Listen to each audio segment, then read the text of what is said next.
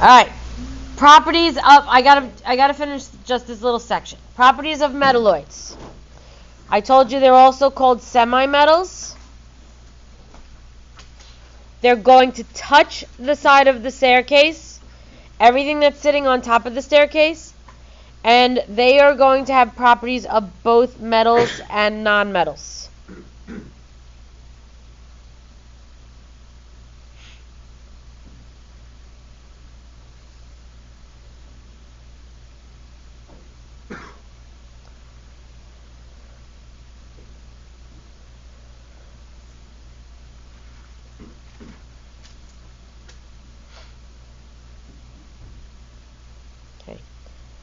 Is calcium a metal, a non-metal, or a metalloid?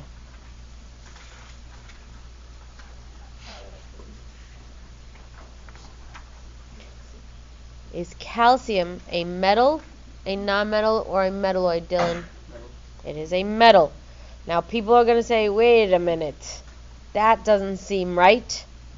Calcium is a metal? Yes, it is a metal.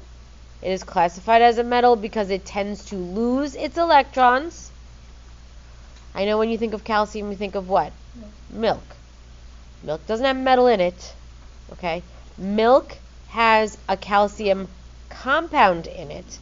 So you're getting the element calcium, but it is not a metal when it is a compound.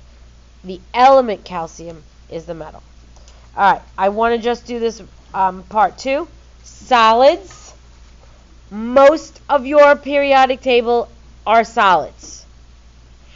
And I'm going to say solids at STP. What do you think STP stands for?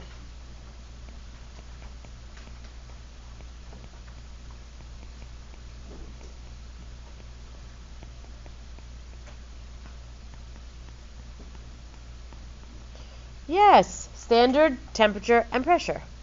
STP. There are specific values for STP, but for your purpose, this will work for you. Standard means room temperature, where you are right now. They haven't manipulated it anyway. They haven't heated it up. They haven't put it in a refrigerator and cooled it off. It's at regular pressure, which is 1 atmosphere. It is at sea level, which is where we are right now. We're not up in the mountain. We're not in Colorado. We are at standard pressure. At standard pressure, most of this periodic table are going to be solids. Okay, you're going to be coloring a periodic table in with all of these things as we go along, but I just wanted to show it to you. Alright, there are 2 liquids on the periodic table at STP, standard temperature and pressure. They are mercury and bromine. One's a metal, one's a non-metal.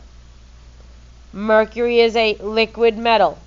You've seen it in movies, right? It kind of flows like water, but it's really, really, really heavy.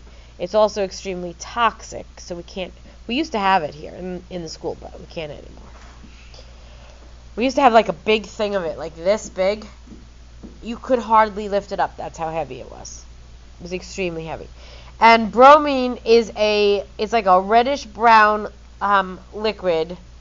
It is a non-metal. So we've got 1 metal liquid, 1 non-metal liquid at STP, standard temperature and pressure. And then finally, we have our gases. Hydrogen, helium, nitrogen, oxygen, fluorine, and chlorine, these 4, and everything in this last column right here are our gases. Okay? Last thing for today. There are 7 elements. Put a big star next to these. There are 7 elements on the periodic table that are not found as individual atoms. They always pair up with themselves if they have the choice. Those 7 are called diatomic elements. Di meaning 2, atom elements. They are hydrogen, nitrogen, oxygen, fluorine, chlorine, bromine, and iodine.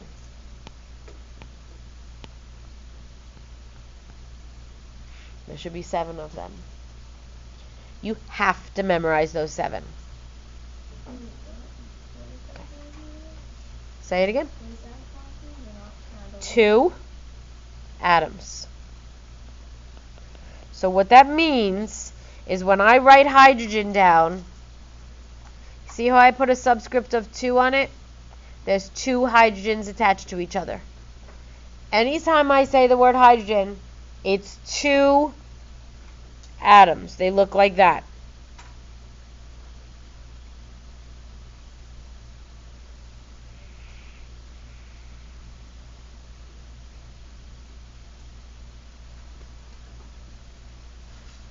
This is still an element because it's not 2 different elements. Please excuse the announcement. If any seniors or juniors are signed up for the mini college day, at this time you may head to the library. Thank you. Aren't you with me? Okay. This is an example of a diatomic element. 2 nitrogens hooked up to each other. These are called particle diagrams.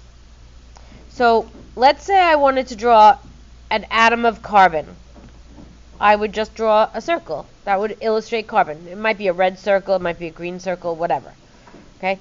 If I want to draw hydrogen, hydrogen is diatomic, so it would have to be 2 attached to each other. And I'm just going to fill them in so you can see. These are diatomic. There are 7 diatomics. We have a funny little word to remember them. If you want to use this word, Brinkelhoff. It's a funny little word. That's not how I remember them, but you could use Brinkelhoff if you want. You could also use this. Okay, what is that number? 7. What does it start at?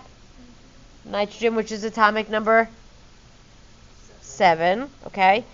Now, this is only 6 of them, so the 7th one is hydrogen.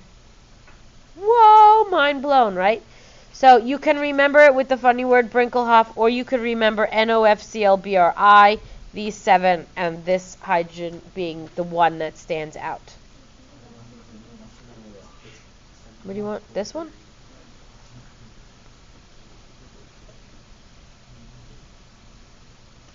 Okay. Memorize those 7 diatomics. I'll stop there for today. And tomorrow we'll move on with the rest of the periodic table.